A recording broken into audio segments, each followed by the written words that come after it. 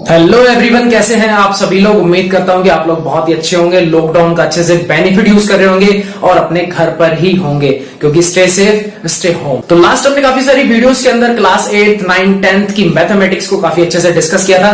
तो चलिए आज देखते हैं कि आज कौन सा टॉपिक को हम कवर करने वाले हैं और कौन सी क्लास के टॉपिक के ऊपर डिस्कशन करने वाले हैं, वो भी अच्छे तरीके से। तो बिना देर के चलिए स्टार्ट करते हैं।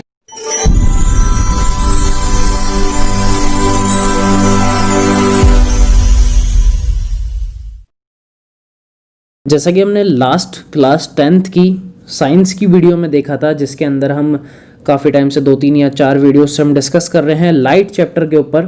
ठीक है, 10th क्लास का है, साइंस बुक का है और आरबीएससी में भी है, सीबीएसई में। कहने का मतलब एक तरीके से एनसीईआरटी की बुक्स हैं, उनमें ये चैप्टर मिल जाएगा। ठीक है, लास्ट टाइम हमने मिरर फॉर्मूले का डेरिवेशन देख लिया था, F=R/2 वाला डेरिवेशन भी हमने देखा था, जिसमें हमने ट्रिग्नोमेट्री का यूज़ किया था। उसके बाद हमने लेंस के बारे में पढ़ा। स्पेरिकल लेंस 2 होते हैं, कॉनकेव और कॉन्वेक्स। लेंस भी 2 थे और मिरर भी 2 थे।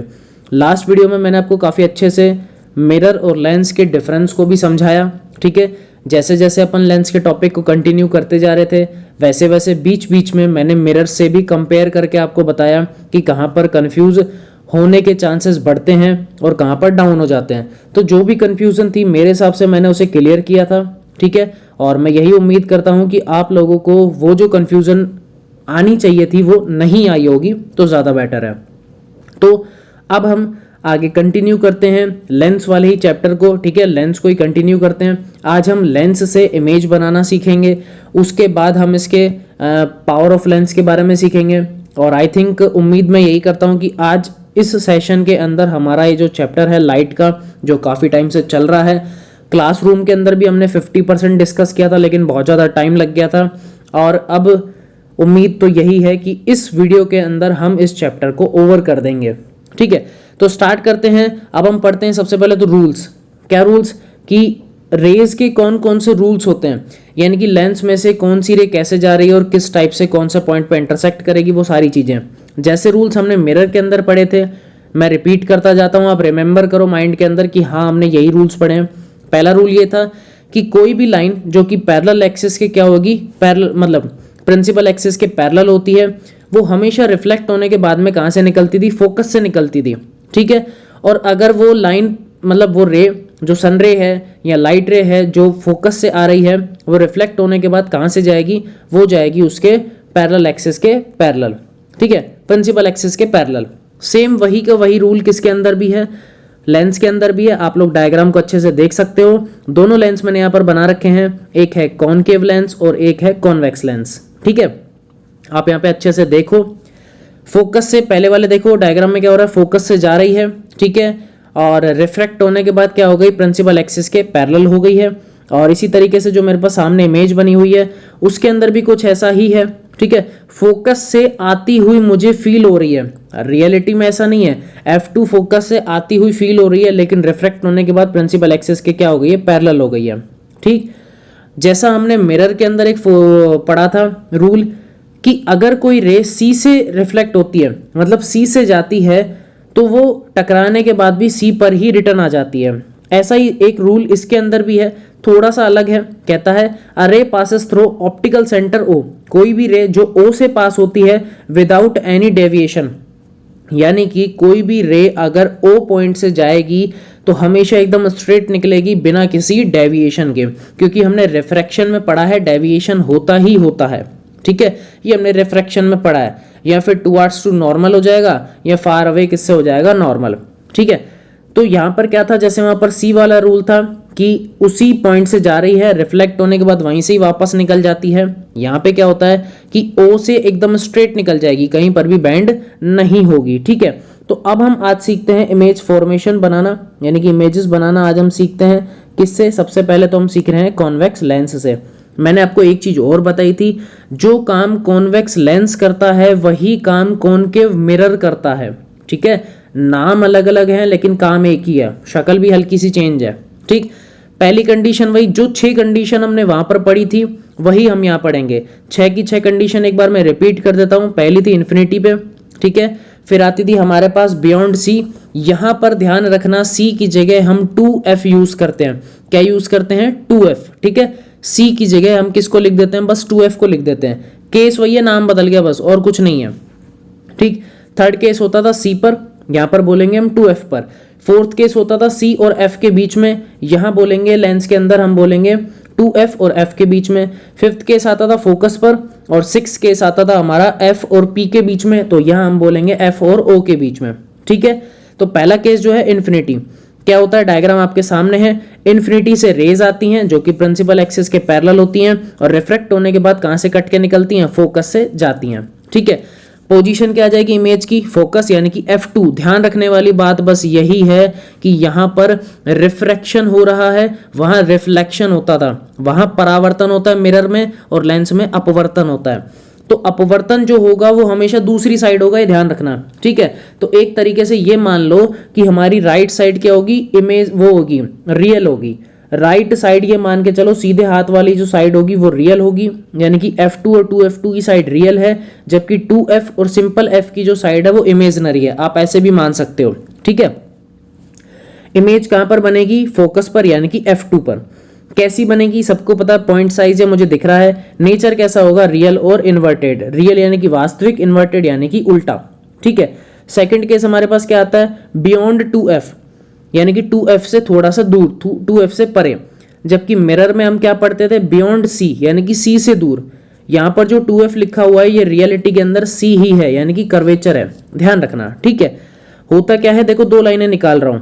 पहली प्रिंसिपल एक्सिस के पैरेलल है, रिफ्रैक्ट होने के बाद f2 से जा रही है। दूसरी लाइन कौन सी ली है? एकदम स्ट्रेट o से सीधी सीधी जा रही है, बिना कहीं पे बैंड हुए। ठीक है, कहां पर मैच हो रही है? ध्यान से देखो, f2 और 2f2 के बीच में। तो पोजीशन मेरी क्या आएगी इमेज की? f2 और 2f2 के बीच में। नेचर कैसा होगा? रियल और इन्वर्टेड। और साइज कैसा होगा मेरे पास? स्मॉल। आप देख सकते हो ए बी जो है वो बड़ा है, जबकि ए डैश बी डैश जो है वो कैसा है? छोटा है। ठीक है, तो इसी टाइप से अब हम तीसरा केस देखते हैं कि तीसरा केस हमारे पास कौन सा आने वाला है। देखो तीसरा केस बताओ क्या होता था मिरर के अंदर? तीसरा होता था सी के ऊपर, है ना, एट सी। यहां हम बोलेंगे एट 2f1, या बोलेंगे हम 2f। ठीक है, अच्छा पहली लाइन कौन सी? प्रिंसिपल एक्सिस के पैरेलल, रिफ्रैक्ट होने के बाद f2 से जाएगी। दूसरी लाइन कौन सी लिए? एकदम सीधी सीधी o से निकल गई। मुझे बताओ इमेज मिरर में कहां बनती थी? मैंने मिरर का पूछा है। मिरर में जब कोई भी ऑब्जेक्ट सी पर रखा होता था तो इमेज कहां बनती थी? सी पर ही बनती थी। ठीक है, यहां पर 2f पर रखी है तो सिंपल सी बात है कहां बनेगी? 2f पर ही बननी चाहिए, लेकिन दूसरी साइड वाले 2f पर बनेगी। क्यों बनेगी? क्योंकि मैंने पहले ही बता दिया यहां रिफ्लेक्शन नहीं हो रहा, यहां रिफ्रैक्शन होता है, यानी कि जो भी इमेज बनेगी वो दूसरी साइड जाके बनती है। रिटर्न पहली साइड नहीं आती, क्या बनती है? दूसरी साइड बनती है। ठीक है, और दूसरा साइड इस बार जो मेरा राइट हैंड साइड है वो कैसा है? पॉजिटिव है, जबकि लेफ्ट हैंड साइड कैसा है? नेगेटिव है। ठीक है, अच्छा तो पोजीशन क्या आई? Eight 2f2। नेचर कैसा होगा? रियल और इन्वर्टेड। साइज कैसा होगा? Same as object. भाई सी पर क्या होता था? जिस साइज की ऑब्जेक्ट है उसी साइज का इमेज बनता था। पता है ना ये चीजें? ठीक है, इसीलिए हम आज भी कंपेयर करते हुए चल रहे हैं किसके साथ में? मिरर के साथ में, ताकि साथ साथ लेंस वाला भी क्लियर हो जाए और मिरर वाला भी आपको क्लियर हो जाए। ठीक है, उनके भी जो इमेजेस थे ना, जो हमने इमेज फॉर्मेशन की थी मिरर के अंदर, उन्हें भी ध्यान में रखना और उन्हें रिपीट करते रहना माइंड में कि हाँ ये वाला डायग्राम ऐसे बना था, इसके बीच में थी ये क्लासिफिकेशंस थे। एक चीज आपने नोटिस करी, यहाँ पर जो पोजीशन है, नेचर है, और जो साइज है और जो केस है वो सबके सब एक ही है। नाम में थोड़ा सा भी फर्क नहीं है, सारे सेम आ रहे हैं, है ना। जो मिरर में वर्ड्स चले थे वही वर्ड्स किस में यूज कर रहे हैं? लेंस के अंदर यूज कर रहे हैं, सिर्फ डायग्राम चेंज हो रहा है बस हमारा। ठीक है, नेक्स्ट क्या होता था? नेक्स्ट होता था सी और एफ के बीच में कोई ऑब्जेक्ट रखा है, तो यहां पर सी की जगह कौन है? 2f, तो 2f और f के बीच में क्या रखा है? ऑब्जेक्ट। पहली लाइन प्रिंसिपल एक्सिस के पैरेलल, रिफ्रैक्ट होने के बाद कहां से गई? f2 से। दूसरी लाइन सीधी कहां से निकाल रहे हैं? o से। कहां पर मिल रही है? 2f2 के बाद में मिल रही है, इसका मतलब लिखेंगे बियॉन्ड 2f2। नेचर रियल और इन्वर्टेड मैंने पहले भी बता दिया। आज हम राइट हैंड साइड को क्या मान के चल रहे हैं? रियल। ठीक है, जबकि मिरर में हमने लेफ्ट हैंड साइड को रियल माना था और राइट हैंड साइड को इमेजिनरी माना था। ठीक है, साइज बताओ, साइज हाईली एनलार्ज, भाई बहुत बड़ा डायग्राम बन रहा है तो क्या बोलेंगे, हाईली एनलार्ज। ठीक है, उसके बाद हमारे पास फिफ्थ जो केस आता है, फिफ्थ वाला, वो क्या है कि ऑब्जेक्ट इस बार कहाँ रखा है, फोकस पर। एक चीज और नोटिस करना, जैसे जैसे हम पास आते जा रहे हैं लेंस के, जैसे जैसे हम लेंस के या मिरर के पास आते जाते हैं, वैसे वैसे हमारा जो इमेज है, हमारा जो प्रतिबिंब है, वो हमसे दूर होता जाता है। ठीक है, जितना दूर मैं मिरर के खड़ा होऊंगा, जितना दूर मैं दर्पण के या लेंस के खड़ा होऊंगा, उतनी पास मेरी इमेज बनेगी। लेकिन जैसे जैसे मैं शीशे के पास जाऊंगा, मेरी इमेज दूर होती जाएगी और साइज में बड़ी होती जाएगी। ये ट्रिक है पहचानने की कि कहीं आप किसी केस में गलती तो नहीं कर रहे, है ना। अब देखो, फोकस पर ऑब्जेक्ट आ गया, यानी कि मैंने बहुत पास रख दिया मिरर के, इसका मतलब मेरा जो डायग्राम है, मेरा जो इमेज है, वो कहाँ चला जाएगा, इन्फिनिटी पर, बहुत दूर चला जाएगा। ठीक है, पोजीशन कहाँ आ गया, इन्फिनिटी पर। नेचर कैसा होगा, रियल होगा, इन्वर्टेड होगा, और साइज भी कैसा होगा, हाईली एनलार्ज, यानी कि बहुत बड़ा। ठीक है, सिक्स केस, जिसे हम स्पेशल केस भी बोलते हैं, मिरर के अंदर भी हमने सीखा था। ठीक है, और एक डायग्राम ये बनता ही है जिसके अंदर हमने देखा था वर्चुअल इमेज बनती है, यानी कि आभासी वस्तु बनती है, आभासी प्रतिबिंब बनता है। ध्यान से देखो, F और O के बीच में रखा है, जबकि मिरर के अंदर, दर्पण के अंदर हमने कहाँ रखा था, F और P के बीच में। ठीक है, यहाँ पर जो O है वो P है। ठीक है, ये ध्यान रखना, बस वर्ड्स चेंज किए, जो लेंस में O है वो मिरर में क्या होता है, P होता है। ठीक, F और O के बीच में वस्तु रखी है इस बार हमने, F और O के बीच में। ठीक है, पहली रे वही है, क्या है, एकदम स्ट्रेट, यानी कि प्रिंसिपल एक्सिस के पैरेलल है, टकराने के बाद F2 से चली गई। ठीक है, दूसरी रे हमने निकाली और सीधी सीधी O से निकाल दी। ठीक, अब ध्यान से देखो, डायग्राम में नीचे की तरफ देखोगे, नीचे की तरफ कहीं पे भी नहीं मिल रही, दोनों रेस दूर दूर हो रही हैं। लेकिन जैसे ही मैंने इन रेस को पीछे की तरफ मिलाया तो ए पॉइंट पर मिल गई। कहाँ मिल गई, ए पॉइंट पर। तो मुझे यहाँ से आइडिया मिल गया कि पीछे मुझे मिलती हुई प्रतीत हो रही है, मुझे सिर्फ फील हो रहा है, रियलिटी में ऐसा नहीं है, हमें सिर्फ फील हो रहा है। क्योंकि मैंने आज बताया था राइट हैंड साइड जो है वो नेगेटिव है, सॉरी पॉजिटिव ही है ना, लेकिन वो क्या है, इस बार रियल है, जबकि लेफ्ट हैंड साइड हमारा क्या है, इस बार इमेजिनरी है। ठीक, अच्छा, वही चीज है, कहाँ रखी थी ऑब्जेक्ट, F और O के बीच में, तो इमेज कहाँ पर बनी है, on the same side of the object, वही इमेज बनी है जहां पर हमने ऑब्जेक्ट को रख रखा था। साइज कैसा बनेगा, बहुत बहुत बहुत ज़्यादा बड़ा। नेचर कैसा आ गया, वर्चुअल और इरेक्ट। वर्चुअल मीन्स आभासी और इरेक्ट मीन्स क्या होता है, सीधा। ठीक है, अभी तक आप डायग्राम देख सकते हो, सब में नीचे डायग्राम बन रहा था, देखो नीचे बन रहा है ना ए डैश बी डैश, लेकिन यहाँ पर देखो, यहाँ पर ऊपर ही बन रहा है।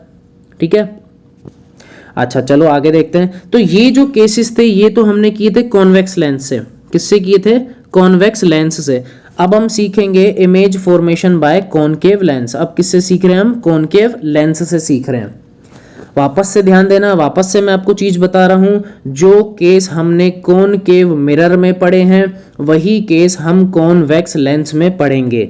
जो केस मैं कॉनकेव लेंस में पढ़ूंगा वो केस हम कॉन्वेक्स मिरर में पढ़ चुके हैं। ये ध्यान रखना, एक दूसरे का अपोजिट चल रहा है बस ये। ठीक है, इस चीज को ध्यान रखना। पहला केस क्या है, एट इन्फिनिटी, ये इन्फिनिटी का साइन होता है, ध्यान रखना। इन्फिनिटी पे कोई ऑब्जेक्ट रखा है, आएगा, वहां से किरण आई, रे आई, और लेंस से रिफ्रैक्ट होने के बाद क्या हो गई, डाइवर्ज हो गई, दूर दूर चली गई। अब जब डाइवर्ज ही होगी तो क्या आगे कहीं मिलेगी, बिल्कुल भी नहीं। लेकिन जब मैं इस रे को पीछे की तरफ बढ़ाता हूं तो मुझे एक एफ पॉइंट पर मिलती हुई प्रतीत होती है, मुझे फील होता है कि एफ पॉइंट पर मिल रही है। तो इसका मतलब मेरी इमेज कहां पर बनी, फोकस पर। नेचर क्या होगा, वर्चुअल और इरेक्ट होगा, यानी कि आभासी और सीधा होगा। और इमेज कैसी होगी, पॉइंट साइज होगी, बिल्कुल छोटा होगा। सेकंड केस हमारे पास आता है कौन सा, कि बिटवीन इन्फिनिटी एंड ओ, अनंत और ओ के बीच में कहीं भी रख दो, अनंत और ओ के बीच में कहीं भी रख दो। ये हमने मिरर में भी केस पढ़ा है ना, वहां पर कॉन्वेक्स मिरर के अंदर सिर्फ दो केस होते हैं, यहाँ पर कॉनकेव लेंस के अंदर दो केस होते हैं, क्योंकि ये दोनों बराबर ही हैं एक तरीके से। ठीक है, नाम ही तो चेंज है। कहीं पर भी रख दो। देखो मैंने रखा ए बी, कहाँ रखा है 2f और f के बीच में। पहली लाइन कहाँ से निकालोगे, ऊपर वाली लाइन सीधी सीधी प्रिंसिपल एक्सिस के पैरेलल, रिफ्लेक्ट होने के बाद ऊपर चली गई। दूसरी लाइन कहाँ से निकाली, ओ से। अब ये तो कहीं मैच ही नहीं हो रही, लेकिन जैसे ही मैंने ऊपर वाली लाइन को पीछे की तरफ बढ़ाया तो एक पॉइंट मिल गया ए डैश बी डैश, मिल गया ए डैश बी डैश। तो इसका मतलब मेरी जो पोजीशन बनी है वो क्या आई है, बिटवीन एफ एंड ओ, यानी कि मेरी जो इमेज बनी है वो फोकस और ऑप्टिकल सेंटर के बीच में आई है।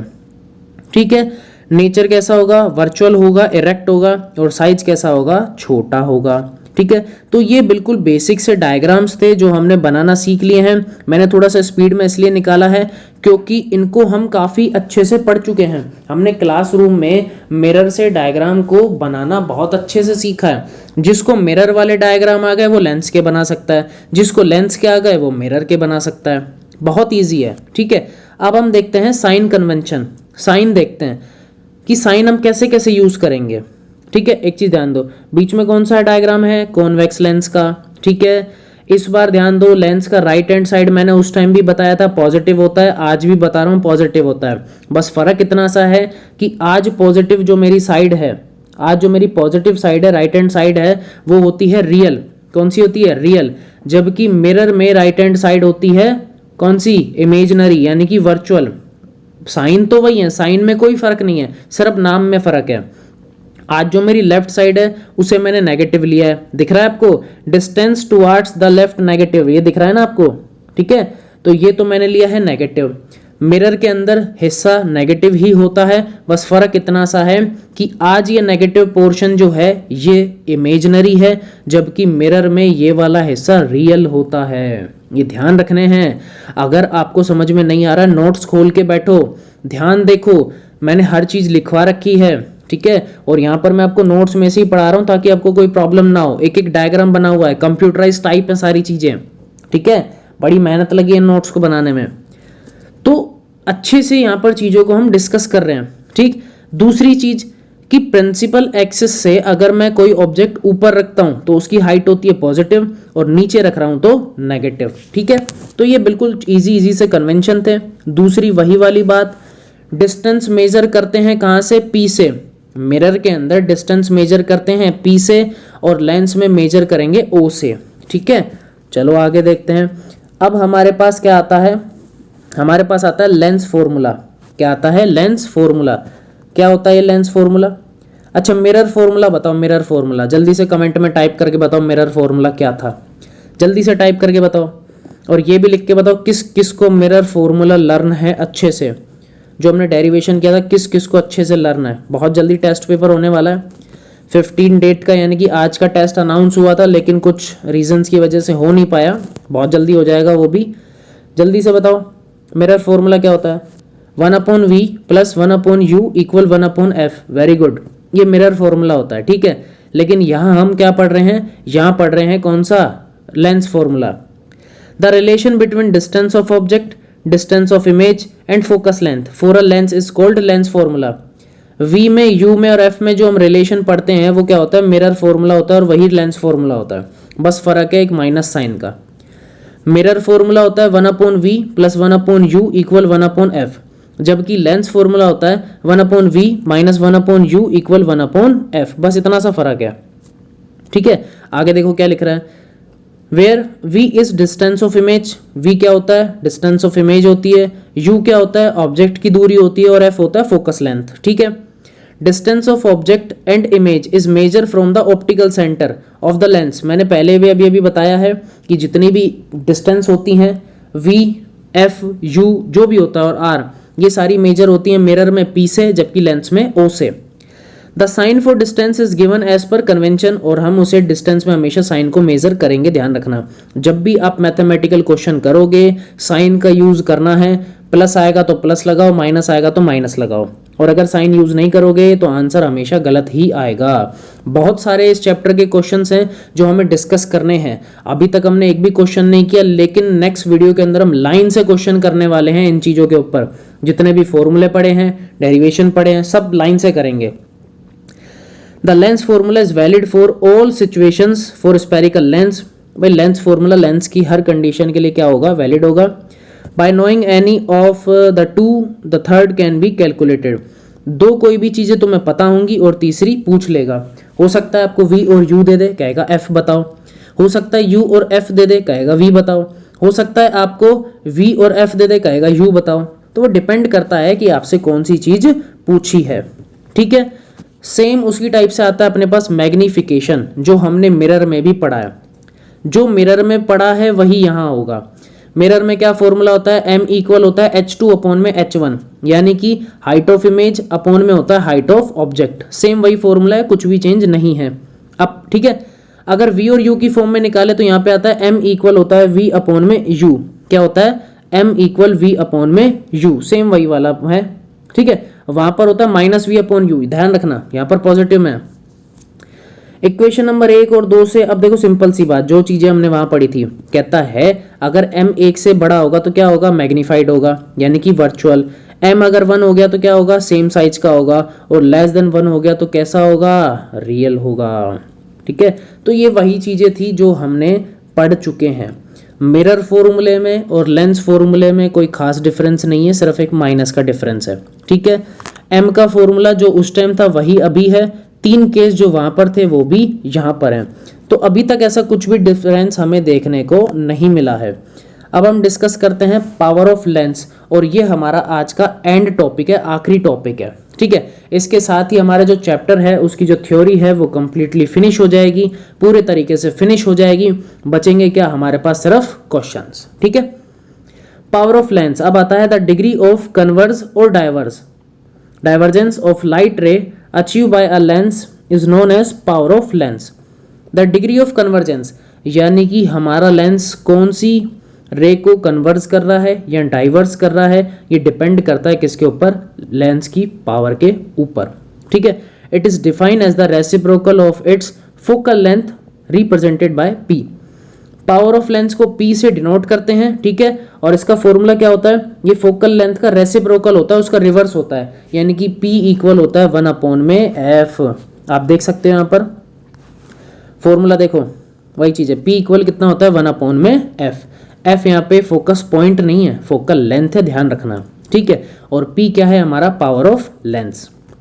अगर f मीटर में है तो फॉर्मूला होगा p इक्वल 1 अपॉन f, और अगर f किस में है, सेंटीमीटर में है, तो फॉर्मूला होगा p इक्वल 100 अपॉन में f, ठीक है। अच्छा, एक चीज हमेशा ध्यान रखना, SI यूनिट की अगर मैं बात करता हूँ, यानी कि MKS फॉर्म के अंदर, ठीक है, MKS CGS, ये कुछ फॉर्म्स होती हैं जो आप 11th क्लास में ज़्यादा अच्छे से एक्सप्लेनेशन के अंदर पढ़ोगे। SI की मैं बात करूँ तो पावर ऑफ लेंस की जो यूनिट होती है वो होती है डायप्टर। क्या होती है, डायप्टर, ठीक है। डायप्टर यूज नहीं करते तो अपन नॉर्मली मीटर वगैरह यूज कर लेते हैं, ठीक है, कोई दिक्कत वाली बात यहाँ पर है नहीं। डायप्टर होता है, डायप्टर को हम किससे डिनोट करते हैं, D से। किससे डिनोट करते हैं, D से, ठीक है। एक डायप्टर या फिर 1D, it is the power of lens whose focal length is 1 metre. ये 1 है, आई नहीं है, 1 है, ठीक है। ये कहता है पावर ऑफ लेंस जिसकी फोकल लेंथ कितनी होनी चाहिए, 1। अभी तो पढ़ा है यार हमने, अभी हमने डिस्कस किया फोकल लेंथ क्या होगा, मीटर के अंदर होगा, तो formula p equal 1 upon f, ठीक है। और p को डिनोट करने के लिए कौन आया है, डायप्टर। फोकल लेंथ किस में लिए, मीटर में, तो इसका मतलब एक डायप्टर किसके इक्वल होता है, 1 अपॉन 1 मीटर के इक्वल होता है। या फिर मैं ऐसे बोल सकता हूँ 1 डायप्टर इक्वल क्या हो गया, 1 मीटर इनवर्स। भाई मीटर ऊपर पहुंच गया तो पावर क्या हो जाएगी, नेगेटिव। ये डायग्राम बताओ किसका है, डायग्राम बताओ किसका है, ये डायग्राम है किसका, कॉन्वेक्स लेंस का, जिसके अंदर आगे F2 पे मिल रहा है, और F2 यहाँ पर क्या है, पॉजिटिव। हमने अभी साइन कन्वेंशन में देखा था ना, ठीक है। अभी हमने किस में देखा था, साइन कन्वेंशन में। तो सिंपल सी बात है, कॉन्वेक्स लेंस के लिए जो पावर ऑफ लेंस होता है वो हमेशा पॉजिटिव होता है, जबकि कॉनकेव लेंस के लिए हमेशा क्या होता है, नेगेटिव। हमेशा क्या होता है, नेगेटिव, ठीक है। और आखिरी लाइन हमारी आज की, if any optical instrument has many lens, अगर कोई ऑप्टिकल इंस्ट्रूमेंट है जिसके अंदर बहुत सारे लेंस लगे हुए, लाइन से हजारों लेंस लगे हुए हैं, और कह दे कि इसका टोटल पावर बता दो, टोटल पावर ऑफ लेंस बता दो, तो कैसे निकालेंगे, P equal P1 plus P2 plus P3 से हम निकालेंगे। मान लो 5 होते तो फॉर्मूला क्या होता, P equal P1 plus P2 plus P3 plus P4 plus P5। तो डिपेंड करता है कि कितने P दिए हुए हैं। अब एक चीज बताओ, जरूरी थोड़ी आपको क्वेश्चन में P देगा, कहेगा फोकल लेंथ दे दी मैंने, तो फिर क्या करोगे? तो P1 की जगह क्या रखोगे? 1/f1 प्लस P2 की जगह 1/f2, P3 की जगह 1/f3, ऐसे सॉल्व कर लेना। ठीक है, उम्मीद करता हूँ आज का सेशन भी आपको काफ़ी अच्छे से समझ में आया होगा। ठीक है, नहीं आया तो कमेंट बॉक्स आपके लिए ही होता है, कमेंट करो, बताओ कौन से टॉपिक में कहाँ क्या प्रॉब्लम आई। कहीं भी चैप्टर में कोई प्रॉब्लम हो आप बेशक डिस्कस कर सकते हो। ठीक है, एक डाउट सेशन होगा अपना, कभी भी कैसे भी डिस्कस कर सकते हो। क्लासरूम के अंदर बहुत ही जल्दी क्लासेस स्टार्ट हो जाएंगी, अभी कुछ रेस्ट्रिक्शन है इस वजह से ओपन नहीं हो पा रही हैं। ठीक है, और ऑनलाइन मीडियम है हमारे पास, ताकि हम जल्दी से जल्दी कोर्स को भी कवर अप कर सकें बिना किसी डिले के, बिना किसी प्रॉब्लम के। ठीक है, मैथ्स के अंदर हमारी 2-3 एक्सरसाइज हो चुकी हैं। साइंस के अंदर ये लाइट वाला जो चैप्टर है बड़ा शानदार चैप्टर है, ये भी हमारा आज कंप्लीट हो गया। नेक्स्ट जो वीडियो आएगी उसके अंदर हम इसके काफ़ी सारे क्वेश्चंस को करेंगे, हो सकता है वो लेक्चर 1 घंटे का भी हो जाए, कोई दिक्कत वाली बात नहीं है। दबा के क्वेश्चन करेंगे, उसमें जो भी मैथमेटिकल ऑपरेशंस है उनको सबको लगा देंगे।